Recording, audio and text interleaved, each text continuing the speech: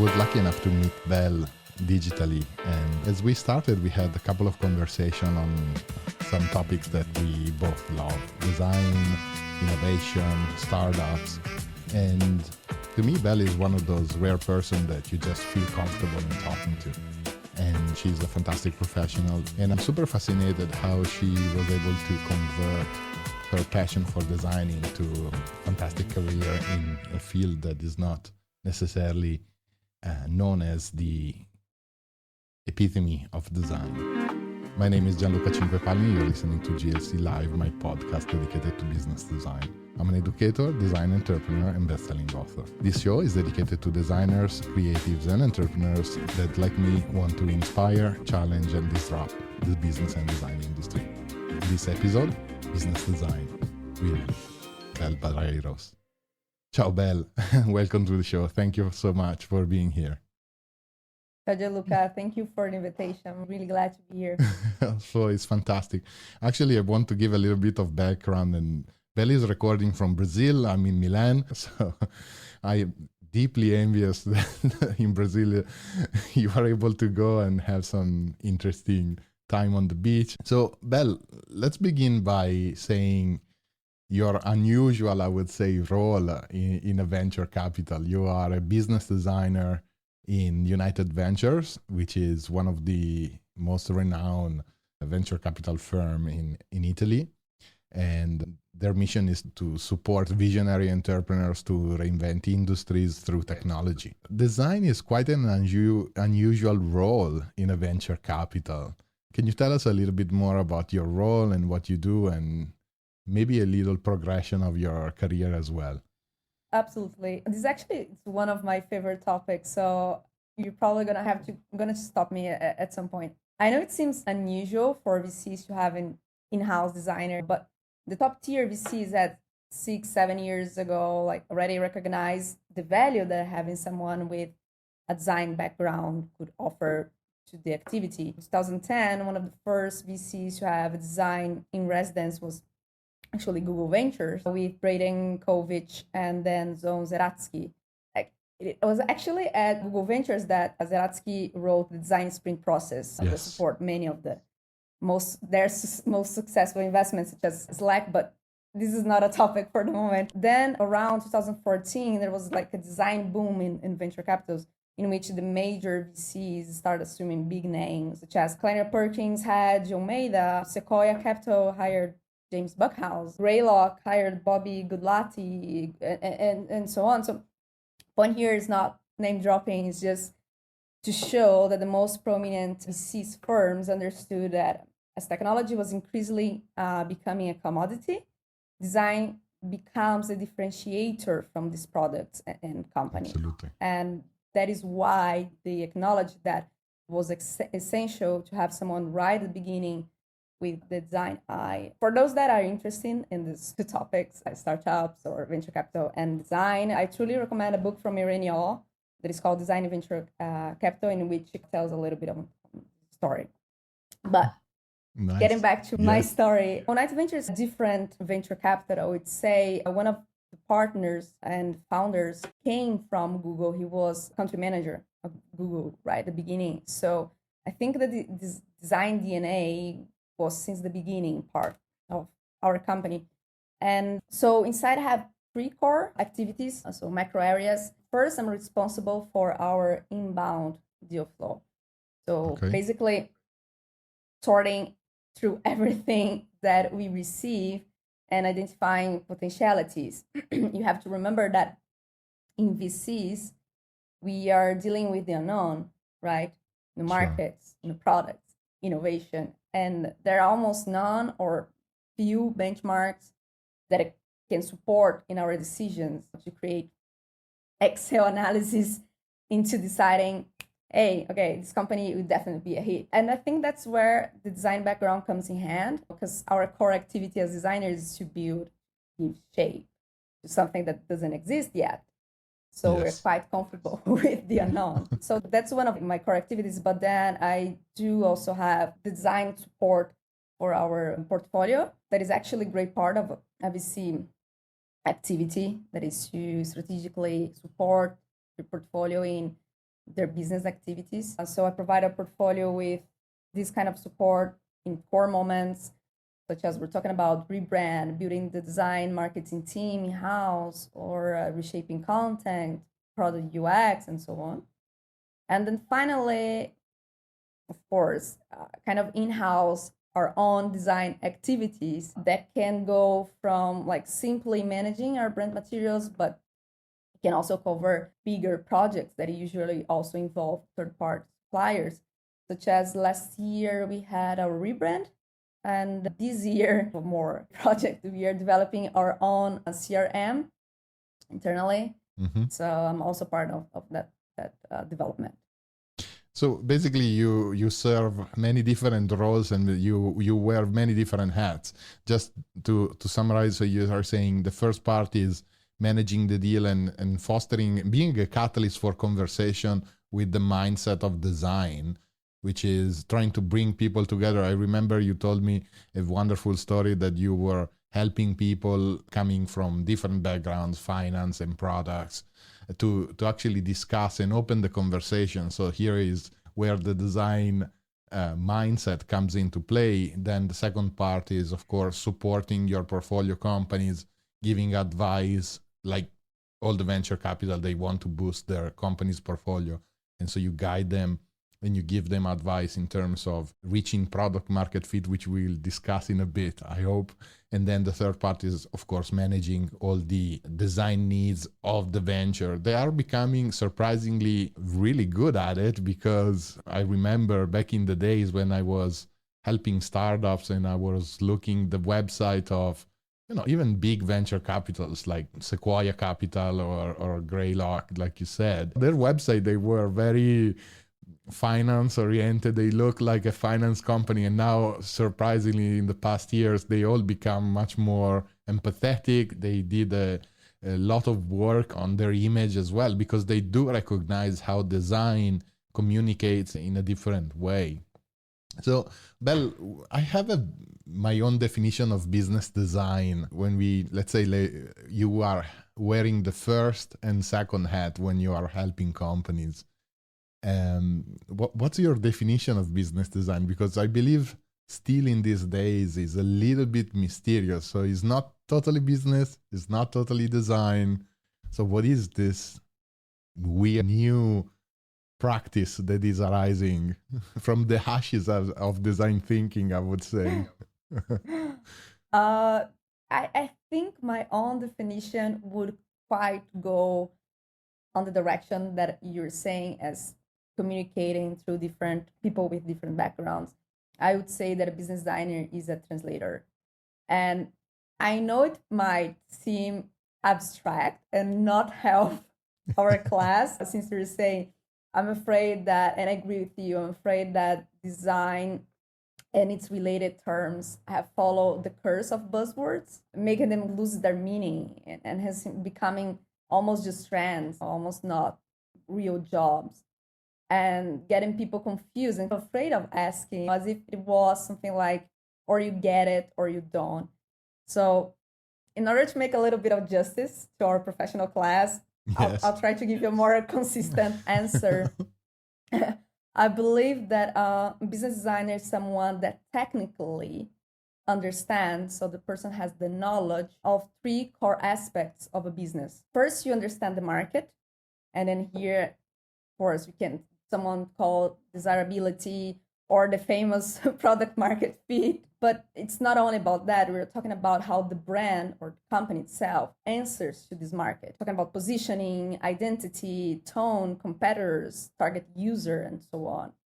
Then the business designer has to understand the product itself. So apart from understanding the classic product design that I'm not going to enter here in details, but you also have to understand the feasibility of it, if it can't be built, how it's built, if there's another way of building it. In my case, since we invest in digital companies, you're talking about understanding from UX, UI, front end, until back end and lots of technology. Even coding, I have to understand.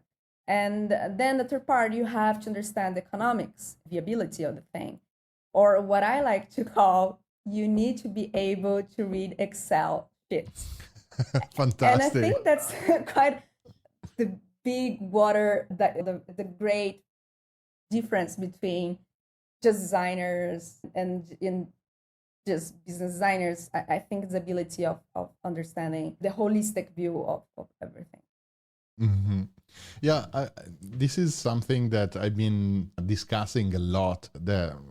I think you described perfectly what we call the innovation nexus, right? The feasibility, viability, and desirability of a product. So I think IDEO was one of the first that idealized this concept, and they were promoting the idea that design thinking existed in the intersection of this. But I feel business design is the evolution of that. And this is why I always say the business design raised from the ashes of design thinking, because design thinking now arrived to a point where is the idea creation and is a wonderful process for the idea creation.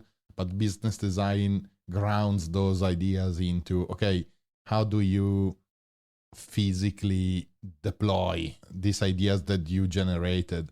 And for the past years, or I would say, I was trying to redefine the nexus, but I couldn't find a fit. So I started thinking, oh, maybe there is branding for desirability. Then you have business strategy for viability. And then you have, I got lost. and you have technology for feasibility. Trying to manage this, but I couldn't find a better definition than the actual nexus.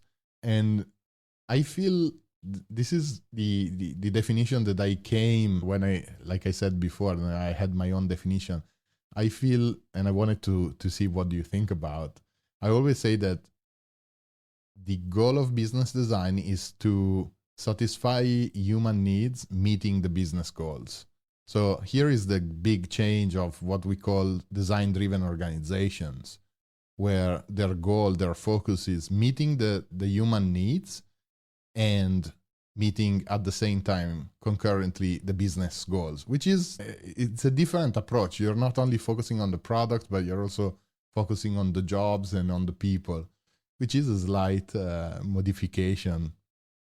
And I wanted to ask you then, so you work with a lot of startups, and some in our early discussion, we talked about the most important success factors, or what lead to failure in startup companies. And in our discussion, we were talking about, yes, of course, product market fit is important, the branding is important, the feasibility of the activity is important. But you told me something that really struck a chord, and you were saying, to me, the most important part is company culture. Can we talk about that a little bit? Absolutely. Yeah. We at Night Ventures, we are strong believers on people first, on teams. At a point at which we can see a company that has perfect product market fit, there's a market that is booming, the solution is amazing, great UX, but we don't see a potential, or we don't see a fit on the team, and mainly on the founders. We don't invest. There was, and I think that it's a lot of related also to the design of the thing, because as you said about when you were giving your definition on business design, and you mentioned the human aspect of it, the human aspect, and as a designer, like user-oriented, and then for the business itself, I think that's, in terms of business design, the human element of that. And I remember my boss when he was given a pitch. I wasn't even working in Night Ventures, was when I met him, and he was giving a pitch at a university and for designers. And then he was saying that one of his main elements to choose if you wanted to invest or not in a company was if he could imagine a long flight with that founder, in which he was enclosed in a small space and had to talk to this person. And if he couldn't imagine that, or if the imagination would be a negative one, he wouldn't invest. And that also struck me in my mind. And I think that's basically it, because then it goes beyond just talking if you like the person or not, but if you believe that this person is able to lead the company. And I think I mentioned with you when you were discussing like strategies to identifying or classifying companies and trying to see their potential by tools. We were discussing all this, and I told you that one of the elements that we were trying to analyze was actually the founders, because we divide our investment strategy into the product, the market, and of course the team. And we were trying to identify elements in founders that could lead to success. So we're trying to look at cases of success and trying to see how the founders were, what they were doing. And until one of my colleagues he summarized everything, because I was saying like, how do I classify that in a meeting? How do I identify these points? They're really sometimes in terms of quality, not in terms of quantity. And then he said, Belle, if in 5 minutes of the meeting you're not inspired by their speech, do you think they're going to be able to inspire the team into their culture? And then of course the brand inspiring the users. True. And for me, that said it all. That was the best definition. Absolutely. Yeah, this is something that I encounter quite often, strangely enough, in the past year. Actually, I've been doing a lot of advisory for startups. For some reason, I stumbled into it. I didn't necessarily wanted to do it. It happened. And after so many years in teaching, I was surprised at one thing, that basically all these startups, the first thing that we were discussing pretty much every meeting, they were pop out their investor deck or this magic document, those 15, 20 slides. And they were saying, oh, we have done this and this our projection and everything. And I was looking at these decks and I was advising all these founders. And I said, the formula of the deck is pretty much known. You can go on, I think the most famous one is the business plan, top 10 slides that Sequoia published, that every single one does. And this kind of information are common. And then I said, okay, now you can follow the recipe, but are you actually choosing the right ingredients to put into the recipe? Because the Sequoia Capital list of, okay, you need to have 10 slides and you have to have, the product, the team, and the financials and the business model, yada. And okay, fine, that's great. But are you communicating that concisely? Are you communicating that in the right way? And do you have the right spices, I would say, if we want to use a food analogy, inside this deck? And surprisingly enough, not everybody is accustomed to that. Okay, the formula, but then what goes inside is a totally different story. And I think this links to what you were saying. Is the inspiration, is the value, is the company culture. And you're saying, look, I'm building this thing. For sure, you want to get funded, because if you are talking to a venture, that's the goal. But if that founder or that team really believes that the product or service that they are providing really will make an impact, it makes a huge difference. And their ability to communicate, it becomes more and more essential in a way, I think. And I was fascinated by your definition. And before you were saying, okay, the business designer is a translator. Maybe this is where the business designer comes into play, to try to unravel these parts of the famous deck that says, okay, how do you link these things together? And absolutely. We were having also this discussion linking to this idea of the recipe. We had a wonderful talk about models. In particular, we were talking about business models. And it happened that last week I gave a lecture in my alma mater on a course of management information system, and we talked about business models. Can we talk about a little bit about this idea of the models? Are they useful? They are not useful? How important they are? What do you believe on that? So here specifically, you are referring to like Canvas and this kind of Yes, yes, tools yes. that are okay. That is quite fun. You know what my answer is gonna be because you know me. Just getting a little bit back on what I was saying, that unfortunately for our professional class, some terms or some activities got into a hype or became buzzwords, and at the end of the day, they start losing their meaning, such as design thinking or such as design, and then UX and UI are going in that direction, Yes. unfortunately. I think the same thing happened with these templates and these tools that were created to I think they were created at the beginning with a good thing in mind, in mind. They were trying to help people that didn't have a design background into giving there some direction or process, because at the end of the day, any professional class or anything ends up in creating kind of process in order to help into activities. And I think these tools,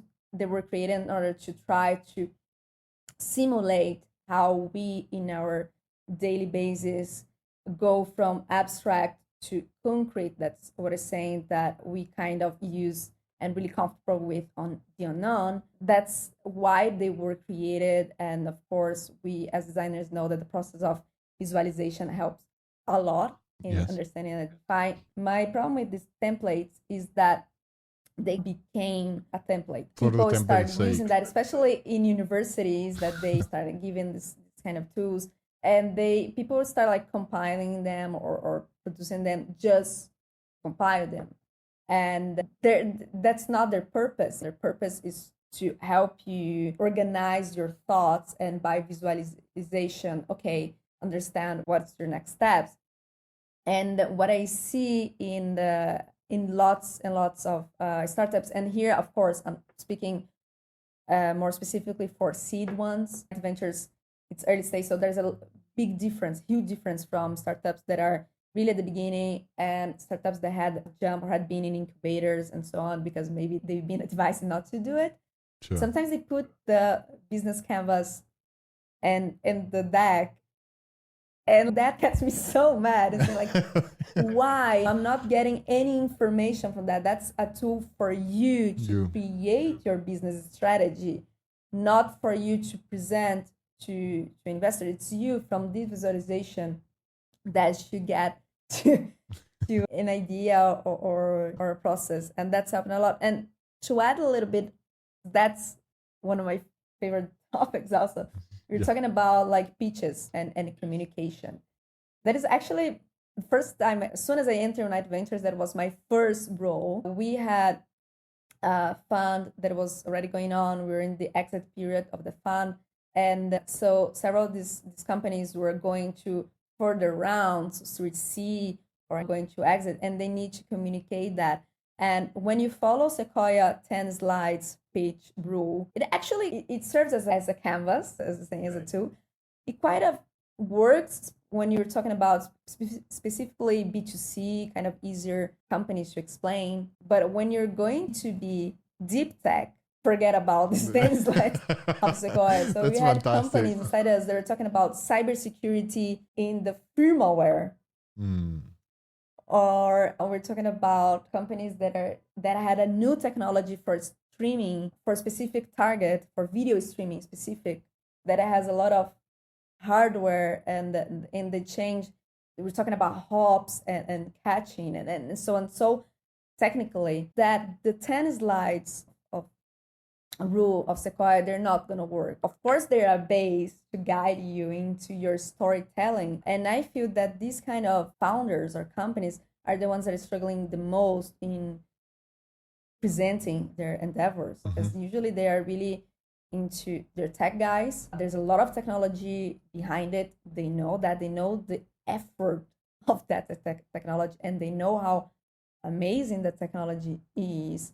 But the investor on the other side of the table is not, at that point of conversation, interested in that level of detail of the technology. Sure. He wants to see the holistic view of that. And that's when our activities as designers usually come in hand more True. evident, like more clearly. I'm having actually this experience now. I'm advising a fintech company.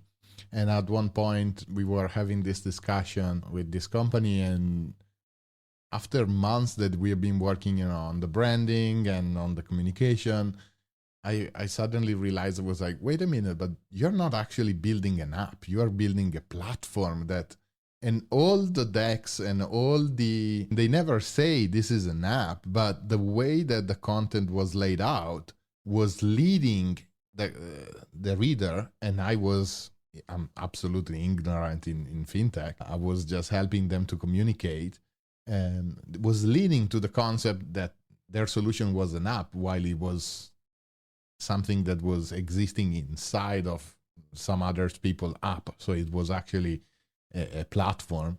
And I had this realization at one point, and I was like, wait a minute, how important it is to communicate the things in the right way.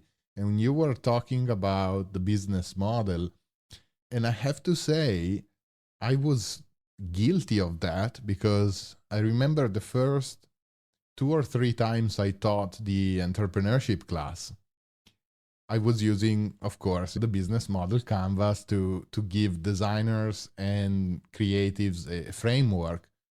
And I was surprised how difficult it was for these designers to actually wrap their head around on compiling the business model. And this is probably because I also had a financial background, so I knew the concept of profit and loss, and I knew the concept of customer segment and value proposition. And so I was struggling as a teacher, and I was like, okay, how can I make them understand that this is not, the goal is not to compile the business model, but is to find alternative to something that is classical. And there is, I would say that the solution hides in plain sight, because if you actually read the book, The Business Model Generation, there is, even if you look the proportion, one small proportion is dedicated to the canvas, the rest is to the sense making of the canvas. And I believe a lot of people just either they haven't read the book completely, or they just focus on the very first part, and they just, okay, this is the canvas. But the canvas, like you said, is the tool, but is the sense making of the canvas. So I changed the way that I was teaching, and I will spend, I don't know, like 10 minutes in explaining, okay, these are the sections. I also simplified the sections. And then I said, okay, now just map, for instance, a bakery. You need to create more value for the user. And I explained, okay, let's say that instead of having this standard canvas, you ask your grandma, your grandpa, you say, okay, I noticed that you spend €10 or $10, whatever, in buying bread every week. What if we do a subscription? And you don't have to come here. I just ship the bread to you. And doing that, I can reduce my cost because I don't have waste, etc., etc. And then in that moment, people realize, it was like, that's a business model innovation. That's a business model modification. So it's not the classic business model as you know it. And I believe this is something that is not talked enough, which is the sense-making process of the canvas or whatever tool you're going to use, because this is good for the value proposition, is good for the business model canvas, is good for, I don't know, the grow machines or any other tool that you can use. Yeah, absolutely. One point I think that, and I actually receive lots of these types of questions from designers, specifically business designers, is regarding the tools and the guidelines, how much my daily basis, how much do I use it with the companies. And I have to be honest, like the tool itself, like sitting with them and designing, doing zero. And now I'm going to tell you why. It's not because we're lazy, no, but for three reasons. The first of all, you have to remember that at VC, we have a different role. We actually a third type of class. We're not operative. Incubators, business angels, they're much more operative. A VC usually by standard shouldn't be, especially because we get the company when it's in a different stage. It's not at the beginning. We're trying to expand the company. And if you have to be operative, it means that you probably made a bad choice regarding the team that I mentioned. Second thing is we're not consultant. We're a little bit more still a step above that, in terms that we are guiding the company or helping them reach there, but not as much. We can give advices, and we should give advices, and we actually do lots of them. But at the end of the day, the company is of the founder. And as I told you, biggest element of investment of our choice is the team itself, the founder. So I do believe in his, her vision. And if I give you my advice and this founder said, okay, point taken, but I truly believe in this direction, and let's go into direction. As an investor, I have to support that at a point in which, if I don't believe and said, okay, I'm going to put it out my money because I don't believe where you're going, you're not bringing results. It's not that we can enter and say, you're wrong, so now let me do it. That being said, there's a third point that we don't have that much. When the company belongs to our portfolio, it's another story. But on my daily basis, on the deal flow that I told you, I don't have time to use these tools. We need to be quick because we receive lots and lots of opportunities, and rather than finding what is the potential, you have to see that's not a potential, and because of that. And on that case, I use the tools, but not physically. I use them in the interviews. So first thing, when you're doing this deal flow, this part of the interviews, I told you, I, for example, use a lot of customer journey in order to understand, okay, especially because in United Ventures, we're not verticalized. So we see from, as I told you, cybersecurity and firmware. So I need to understand what a firmware is, until agri-tech or different types of fintech, or even we have, for example, one of our companies that does modeling digital for drug discovery. So it's another level of things that I have to study. And so I use this kind of, the tools that I use from business design is research tools that in my daily basis interview, and customer journey. But I make the founder design and present me the customer journey by answering my questions. So I'm doing it in my head and guiding him and or her. And same thing for value proposition. If in 10 minutes of meeting, believe me, that happens a lot. 10 minutes of a meeting, I didn't understand their business or who is their target user. I use this kind of questions in order to help the founder believing, okay, you're not a communicator. We're gonna work on that side of you if you belong to our portfolio. But I need to understand if the person is not being able to answer me because they lack the skills of communication, or because they don't know. It's so confusing. They lack the clarity. They want to tackle so many parts. Yes. So that's what I use. When the company is part of our portfolio, then it has happened that we do some kind of sprint sometimes in order to help. But I've identified that, especially if it's us, if you hired third consultants or something, it goes smoother. But if it's the investor itself, they can get tense. And this answer of just compiling by compiling, or answering me just to answer me, increases a lot. So I use the interview as if I was, hey, I'm just here to talk to you. We're not doing any work. We're just talking.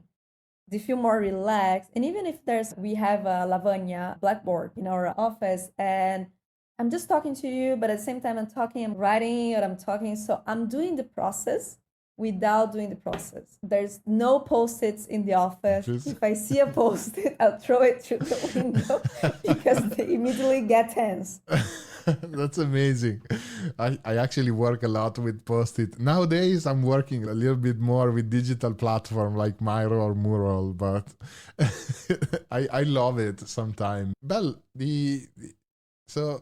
actually, what are you saying is just really inspiring to me, because I now, this is something I've been doing a little bit, but I realize I'm trying to patch the things that you were saying together and said, this is why one of the things that I do a lot with startup founders is trying to work with their grow machine. So instead of the business plan, trying to organize, or Collins calls it the flywheel, the famous Amazon flywheel. And I think that's a really good exercise, because that captures a lot, like how a company creates value and generates value. It's not as easy as it seems to actually lay it down. But for a founder, I would say that is a good starting point. And so I believe I have a model somewhere in my website that I will link here. And maybe that's a good starting point. I would like to spend another 2 minutes before we close. Let's go back 1 second to the company culture. What are the red flags that you see often that tells you this company doesn't have a great company culture, or there is something that they have to work on? That is a great question, and I'm not quite sure if my answer will be that. It would be almost the typical answer of a designer. It depends. But trying to summarize a little bit what I've seen. As I told you, United Ventures, we enter in early stages team. So usually we're talking about an average of from 6 to 12 people. That's the average of the majority of the companies that we're seeing. So in that case, of course, the company culture in theory should be really in bad, because usually there are people that have been since the birth of the company. Mm-hmm. And so I think in that case would be saying, hey, you have a great company culture. Yes, of course you do, because you build the company all together. What we have to think is the ability to scale that culture into the newcomers. That's one thing. And that we covered by what I told you, the founders. And we clearly see that. And unfortunately, I'm trying to think on how, and we're trying to create models to compute that, transforming this from a gut feeling to actually a standard. But it's clearly, you see in the meetings, it happens a lot, especially with my colleagues, that sometimes we have industry biases. I don't like cryptocurrency. I don't like blockchain. Sure. And then I go see the startup and the founder, like 5 minutes talking. I'm a huge fan of, and I want to invest. And in that case, you see, okay, Caspita, this guy, he's able to convince that it's still hard to tack on what are the elements that create this. The other thing is, and I think that's more problematic, if you do have that in your portfolio, it might have been a mistake on identifying the founder at the beginning, is when the brand culture is, the brand environment or the team is toxic or is wrong.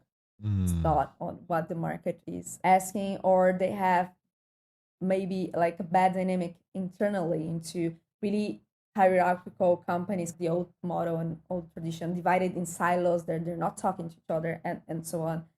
That is usually a really huge red flag.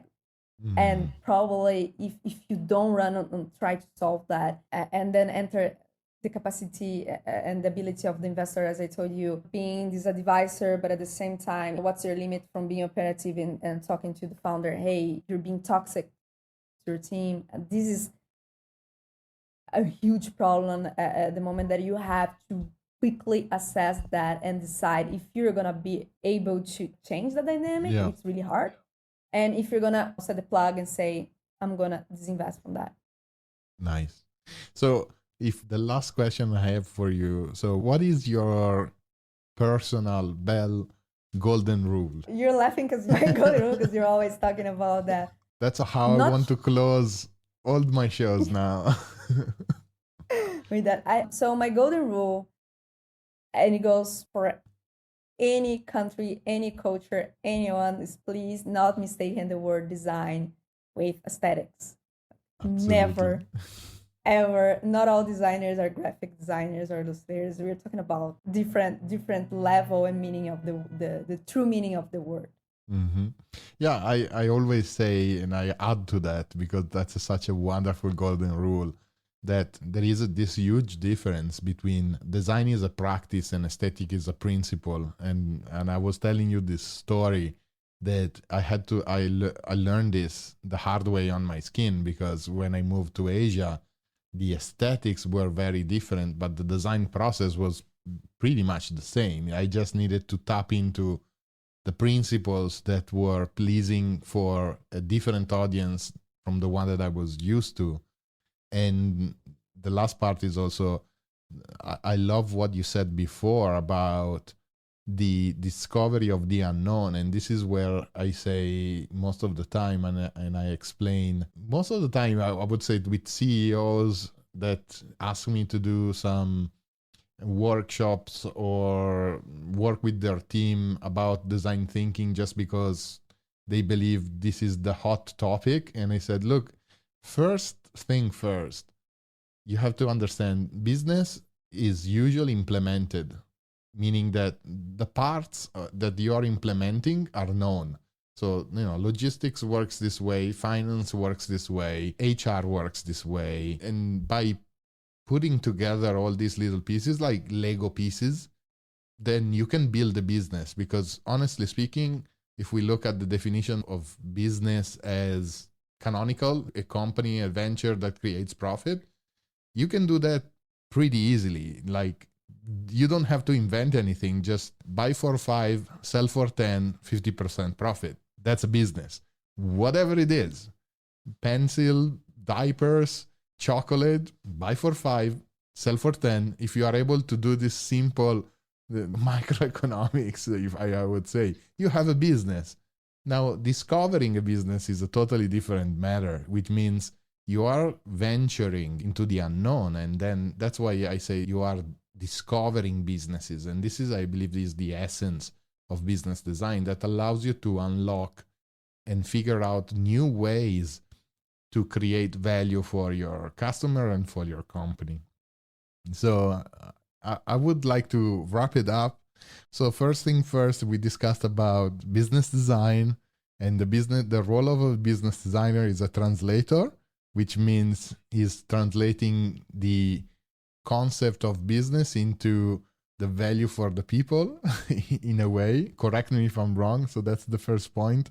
The second point is the existence of business design between the famous innovation nexus of desirability, viability, and feasibility in whatever form. And the third macro point that I would say is actually you can have the best product, you can have the best product market fit, but if you haven't worked hard on your company culture and you are translating the values that drive you, then it's really hard, one, to get some investment to people to buy into that. And second, you need to learn how to sense make of all your great ideas so that you can inspire others. So I would like to, I close that in these ideas. So anything else we should add? Well, no, I think we covered basically. Of course, you know me and I know you, and we love these topics. We could go on and on. Maybe we do another episode when you have when you have time and when you will be back in Milan. That would be awesome. We could do a coffee one together. Absolutely. It would be a pleasure. Belle, thank you so much for being here. You have been wonderful as always. This is GLC Live. I'm Gianluca Cinquepalmi. Special thank to Belle Barreiros for introducing us to the concept of business design. If you enjoyed this podcast and videocast, please subscribe and comment to our podcast on YouTube or Apple Podcasts or wherever you listen to podcasts. For references and links, you can visit glc.live.